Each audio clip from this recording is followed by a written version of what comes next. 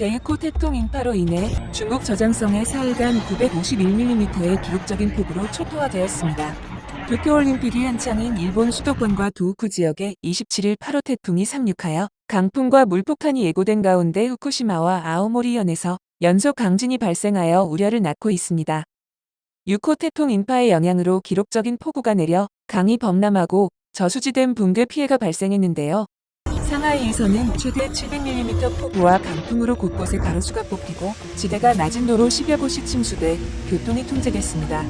저장성 일대는 하루 500mm의 폭우를 쏟아부으면서 쑥대밭이 되었습니다. 중국 기상국에 따르면 인파는 25일 낮 상하이 남쪽에 상륙했다가 바다로 이동한 뒤 어제 낮 상하이 일대에 재상륙하였습니다. 문제는 태풍 인파의 영향으로 중국 동부 연안 지역에 400mm의 많은 비가 내렸고 앞으로 8월 2일까지 중국 본토를 헤집고 다니면서 쑥대밭을 만들 가능성이 높습니다. 태풍의 반경이 크고 세력도 강한데 무엇보다 지나가는 지역의 넓은 곳을 무려 9일 동안 아주 천천히 이동하기 때문에 물폭탄과 강풍으로 초토화될 가능성이 높습니다. 이동 경로도 상하이, 저장성, 안후이성, 장수성, 산시성, 후베이성, 산둥성, 허베이성, 베이징, 지린성, 헤이룽장성으로 많은 곳을 지나가게 됩니다.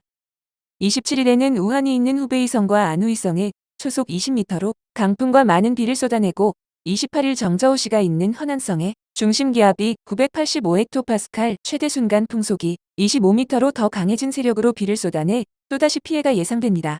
29일 허난성, 장수성, 산시성, 산둥성의 피해가 예상됩니다. 30일 허베이성, 산시성, 산둥성을 지나가고 31일에 베이징이 있는 허베이성의 중심기압이 990헥토파스칼, 최대 순간 풍속이 20m로 베이징까지 많은 비를 뿌릴 것입니다. 8월 1일과 2일에 지린성과 하얼빈, 헤이룽장성으로 북상하여 많은 비를 뿌리고 소멸될 예정입니다. 방송에서는 31일 소멸될 것으로 예보하고 있지만 유럽중기예보센터에서는 8월 1일에 중심기압이 998헥토파스칼, 최대 순간 풍속이 20m로 지린성과 헤이룽장성으로 북상했다가 8월 2일 소멸될 것으로 예보하였습니다. 중국 기상당국은 태풍 황색경보와 폭우 황색경보를 발령한 상태입니다. 중국이 이같이 강력한 태풍 대응 조치를 내놓은 것은 최근 정저우시 등 허난성에서 발생한 홍수 사태를 의식한 것으로 보입니다. 현재 허난성에서는 폭우로 인한 사망자가 60명이 넘었다고 당국에서 발표하였는데요. 이것은 제때 대응하지 못한 당국의 조치 때문이라는 비판이 중국 내에서 나오고 있습니다. 허난성 정부는 이번 폭우로 86만여 명이 긴급 대피하는 등 1144만여 명의 이재민이 발생했고 농경지 8766제곱킬로미터가 피해를 입었다고 밝혔습니다.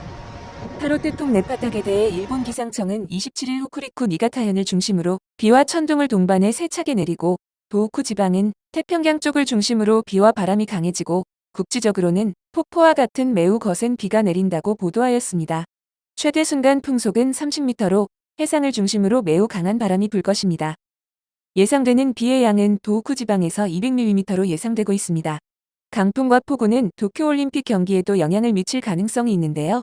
일본 기상청은 8호 태풍으로 도쿄 지방에 악천후 가능성이 있다며 태풍의 영향으로 도쿄 지방에 27일 호우경보가 발표될 가능성이 있다고 밝혔습니다. 27일 후쿠시마현 앞바다에서 4.6 지진과 진도 4를 기록하였는데 4월부터 이곳에서 규모 4 이상 지진이 8번 일어났습니다. 26일 아오모리현에서 5.1 지진과 진도는 4로 발생하였으며 이곳에서 규모 4.9 이상 지진이 6번 있었습니다. 최근 이곳에 지진이 자주 발생하여 도쿄올림픽에 영향을 줄지 많은 관심을 가지게 됩니다. 6호 태풍으로 7월 31일에 우리나라에 비가 오기 시작하며 8월 1일 전국에 비가 올 것으로 예보하여 더위를 식혀줄 것입니다. 그리고 태풍 8호의 강풍의 영향으로 북태평양 고기압을 밀어올리는 효과가 있어 열돔을 물러가게 하고 폭염을 식혀주는 효과가 있을 것입니다. 중국 내륙 허난성 일대에 쏟아지는 폭우에 대한 중국 기상당국이 천년만의 대폭우라는 표현을 쓰며 그야말로 패닉 상태입니다. 정저우의 연평균 강수량은 640.8mm인데 하루 동안 800mm가 쏟아지는 대재앙이 계속되고 있습니다. 중국 내륙 허난성의 성도인 정저우에서 중국 기상 관측 이래 사상 최대, 역사에 기록된 홍수 기록 가운데 천년만의 최대 폭우라는 물벼락이 쏟아지며 중국 기상당국도 패닉에 빠졌습니다. 중국 관영 CCTV는 21일 특보를 내고 20일 하루 동안 800mm가 넘는 폭우가 쏟아졌다며 이는 천년만의 대폭우라고 전했는데요. 이 폭우로 정저우에 있는 세계 최대 규모의 아이폰 생산 공장인 폭스콘 공장이 침수된 것으로 알려졌습니다. 정저우 폭스콘 공장은 세계 최대의 주문자 상표 부착 생산 OEM 공장으로 세계 각국에 팔리는 애플 아이폰의 절반이 생산되는 곳인데요. 폭스콘 측은 이번 폭우로 생산에 악영향은 없다고 주장하고 있지만 현지 근로자들과 주민들은 이미 시설 일부가 침수되었다고 주장하고 있습니다. 전 도심이 물에 잠긴 정저우의 비극은 중국 당국의 기상예보 오류에서 시작되었습니다. 중국 기상당국은 지난 15일 정저우가 아니라 100km 정도 떨어진 자오주어시에 많으면 500mm 정도의 비가 내릴 것이라고 예보했는데요. 이 때문에 대피하지 않고 일상생활을 영위하던 정저우는 갑작스런 물폭탄에 도심이 초토화됐습니다. 사우차이나 모닝포스트는 22일 패닉에 빠진 중국 당국이 인민무장경찰은 물론 인민해방군 병력까지 동원해 대응에 나섰지만 곳곳이 침수되고 고립된 것은 물론 승용차나 승합차까지 급류에 떠밀려가는 상황에서 속수무책으로 당하고 있다고 전했습니다.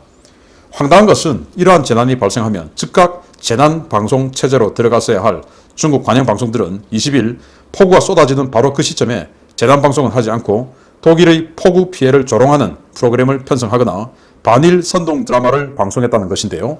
철저하게 인재인 이번 참사에 대해 중국인들의 분노가 점점 더 커지고 있습니다. 자, 여기서 이제 정저우가 지금 이런 식으로 완전히 그냥 도시가 홍수 때문에 아비규환이 됐습니다. 그래서 이 정저우에 있던 이 아이폰, 우리 삼성전자의 최대 라이벌이죠. 아이폰 생산 공장이 전 세계 절반을 담당하고 있던 그 공장이 물에 잠겼다라는 소식이 지금 나왔고요. 그리고 또 하나는 이 기상 컴퓨터, 슈퍼컴퓨터로 이제 이 기상 분석을 하는데 굉장히 크게 틀린 거 아닙니까? 그런데 제가 이걸 보면서 이번 장마 기간 중에 우리 대한민국 기상예보도 굉장히 많이 틀렸죠. 그래서 이게 왜 이렇게 틀리냐 보니까 우리 기상청 컴퓨터가, 슈퍼컴퓨터가 작년 4월부로 중국제로 바뀌었다 이겁니다. 당연히 중국의 이 기상청 컴퓨터도 슈퍼컴퓨터도 중국제죠. 우리 한국 기상예보 올 장마 전혀 맞지 않았는데 역시 중국제로 작년에 바꿨다. 미제에서 중국제로. 아니 왜 우리가 중국제 슈퍼컴퓨터를 사야 되는지 이해를 할 수 없는데, 그래서 이런 오류, 오보가 나온 것이 아닐까라고 생각되고, 그 다음 자 그러면 이렇게 재난이 들어가면은 국영 언론들은 재난 방송 체제로 들어가야 되죠. 그런데 그거 안 하고 계속 CCTV에서는 독일을 비난하는 방송, 그리고 신화통신에서는 일본을 비난하는 방송, 그거 하다가 자기네들 이래 됐다 이겁니다. 독일을 비난하는 방송은 뭐냐면은 독일이 지금 홍수가 났습니다.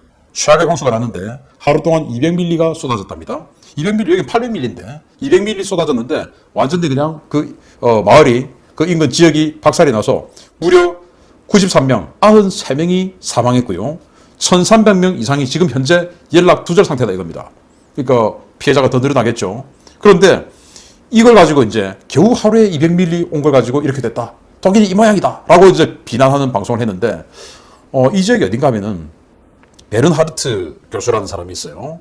독일의 유명한 하천학자라는 사람인데, 이 사람이 4대강은 인류 역사상 가장 멍청한 짓이었다 라고 4대강을 극렬하게 비난하고, 이렇게 이 지역을, 정조가 아니고 독일 지금 홍수난 그 지역을 하면서 자연과 어우러진 이렇게 아름다운 그런 치수를 해야지 4대강 같은 저런 인류 역사상 최악의 멍청한 짓을 하면 안 된다 라고 비난했던 사람입니다. 그래서 오마이뉴스, 프레시안 이런 좌파 언론들이 틈만 나면 이 베른하르트 교수의 그 멘트 인용하면서 우리 4대강을 깠던 바로 그 자리가 바로 이 200mm에 그냥 초토화되어서 93명이 지금 사망하고 1300명이 연락두절된 바로 그 자리입니다.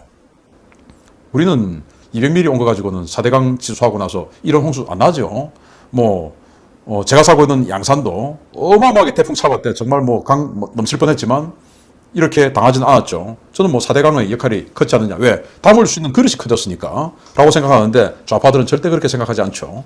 아무튼 그런 일이 있었다라는 걸 추가로 좀 말씀을 드리면서 어쨌든 중국이 이렇게 중국제 슈퍼컴퓨터로 오보를 때리고, 그리고 이 방송들은 황당하게도 자기들의 책임을 다하지 않고 다른 나라나 비난하다가 이렇게 큰 사고가 났다라는 말씀 드리면서 대한민국은 그러지 말아야겠다라는 생각을 또 해봅니다. 마치겠습니다. 감사합니다.